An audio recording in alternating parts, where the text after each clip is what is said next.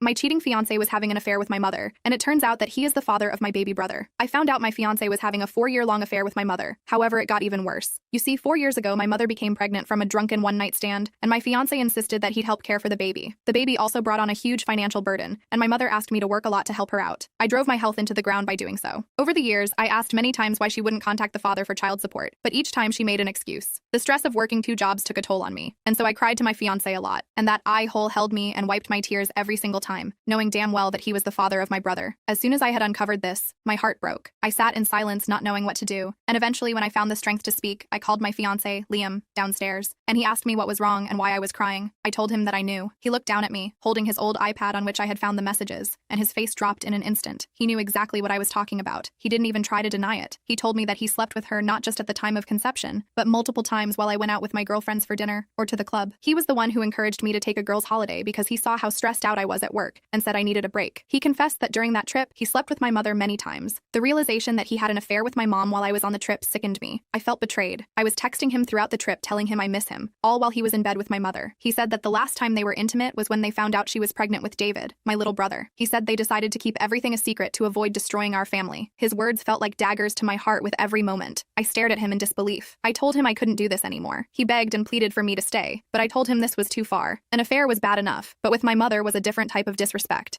I quickly packed up me and David's bags and called one of my closest friends to ask if we could stay with her. She agreed. Before I left, I told Liam to tell my mom that I no longer wanted to speak to her, and she was dead to me. It hurt my heart to lose my mom and fiancé in one day. They were my family, but I couldn't be around them after what they'd done. As I was driving to my friend's house, every time I would look in the rearview mirror, I would see a mini Liam smiling back at me from the back seat. The face was so innocent, but it brought me so much pain. I felt sick every time I thought about how I had cared for my brother, not knowing he was my fiancé's child. After a few days of staying with my friend Stacy, Liam showed up at her house. They were talking loudly in her driveway as I was pulling in. He noticed my car and ran up to it. He begged me for another chance and apologized over and over again for cheating on me with my mom. I told him that no matter what he did, I didn't want to be with him anymore. He said that he hadn't touched her since the day she found out she was pregnant, which was over 4 years ago, but I didn't care. I had my mind made up. He then said he'd do anything to get back with me again. He said he'd pay for us to get therapy so we could be a family again. I told him that that wouldn't be necessary since I wasn't getting back with him. He then asked if he could at least see his son, and I said he could see him whenever he wanted. He asked to get him for the weekend with consistent partial custody. He swore up and down that he didn't want to be with my mom anymore. I said no. I was too angry with him. He hadn't cared about my wants or needs or even my feelings, so why should I? He became frustrated and told me this wasn't over, got in his car, and sped off. The days I was staying with Stacy, I didn't tell her why me and Liam broke up, and after that encounter, she was speechless. I led her back inside and told her everything. I made sure David was in his room so he wouldn't hear us. I told her about Liam and my mom and how my ex-fiancé is the father of my mom's baby, and she stared at me with her mouth open the entire time. She was beyond perplexed. She told me she was sorry and that we could stay as long as we needed to. She said she was here to support me with whatever I needed, and that she understood my decision not to give Liam partial custody. That night, I felt heard. Stacy comforted me and validated my feelings. I thought that the rest of my family and friends should know the truth as well, especially because I didn't want Liam to spread any lies about me. I posted on our family's Facebook group explaining my side of the story, and even shared the screenshots of the messages that I sent to myself from Liam's iPad. The group chat turned into an uproar. One of my aunts was accusing me of being a liar, while the other side of the family was in support of me. They said they understood now why I had cut off my mom and fiancé. My grandparents, who were particularly close to my mom, both told me that I needed to delete the screenshots from the group chat, and I needed to stop spreading lies about their daughter.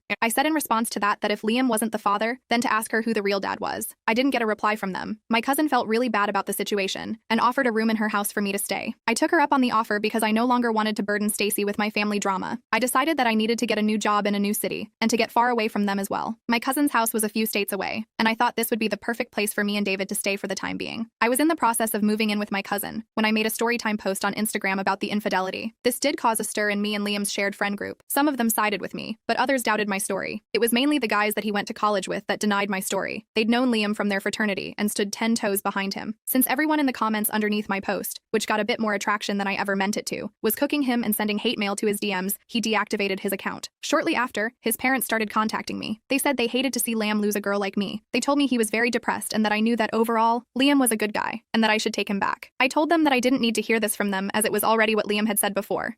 They said that they were on his side because he had been faithful for over 4 years now and tried to convince me to take him back again. I told them no once again and asked them not to contact me regarding Liam because I was determined to move on from him. The next few weeks, my mom and my ex constantly tried to contact me. I blocked both of their numbers, but then they'd call from different throwaway numbers or send members of my family to contact me, but I didn't want to hear it. Liam would try to get our shared friends to DM me on Instagram, and every time they'd ask the same question: would you just hear Liam out? I would give them the same answer: no. I didn't want to block them like I did with Liam's parents because, at the end of the day, we were still friends, but I had to look out for me. One day my mom found out I had moved out of Stacy's house into my cousin's house. She showed up and rang the doorbell. Once I saw who it was, I told my cousin not to answer and to leave it alone, but this woman wouldn't stop. She rang the doorbell 20 more times until I finally opened the door. I threatened to call the cops on her if she didn't leave. She said she wanted to talk to me. I said there was nothing to talk about and tried to close the door. She stopped the door with her foot and told me how sorry she was and that she and Liam didn't have anything going on after David was born. I told her again that I didn't care and wanted both of them out of my life. This wasn't 100% true. The truth was I missed my mom. We were best friends before this happened. She had always been there for me growing up, but having a kid with my fiance was too much to bear in our relationship. I asked her to respect my wishes and left. That night, she sent me a long paragraph saying again how sorry she was and blamed her grief for the affair. She said that since the day I brought Liam home, he always reminded her of my father. She said they looked alike and even talked similarly. My father passed in a car accident before I could remember. I didn't have any pictures with him, and the only time I saw him was the wedding photo of him and mom that sat in my grandmother's living room. She went on to say that Liam made her feel exactly like their father did, and it felt like a rekindling of their love again.